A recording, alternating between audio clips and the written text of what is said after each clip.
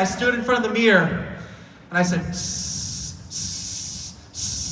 I am a success. I am a great speaker. I am a great salesman. I will become successful. I said it in the mirror. Yeah. Every single night. People said, Brennan, do you have a speech impediment? I said, no, what are you talking about? I convinced my own mind that I did it. And before you knew it, I was a great speaker and I no longer had a speech impediment. I actually convinced my mind I did not have it.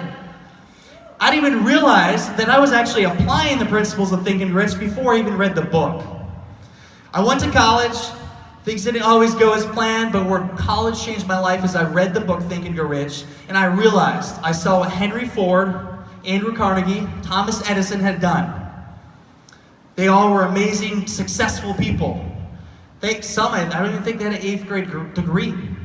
They weren't the smartest people. What they had is they knew what they wanted. They knew what they wanted, and they surrounded themselves with people that wanted to get it. You know what else? They never gave up.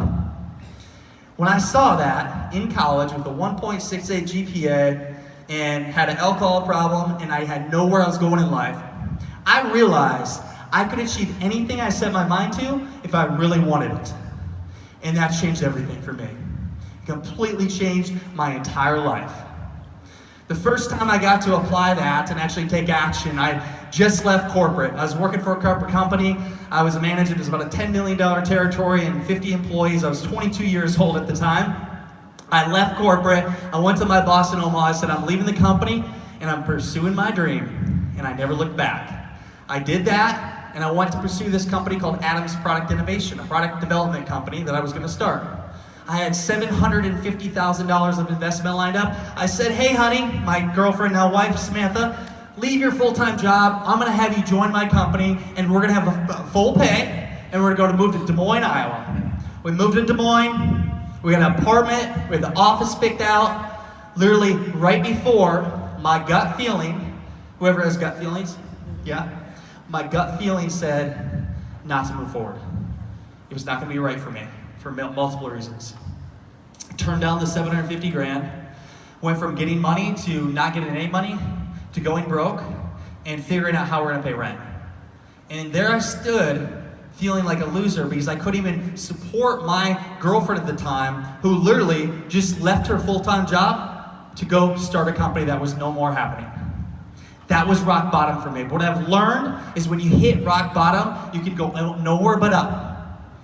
I realized that moment, that success, or actually that failure ended up becoming my biggest success. What did I do? I made a pivot.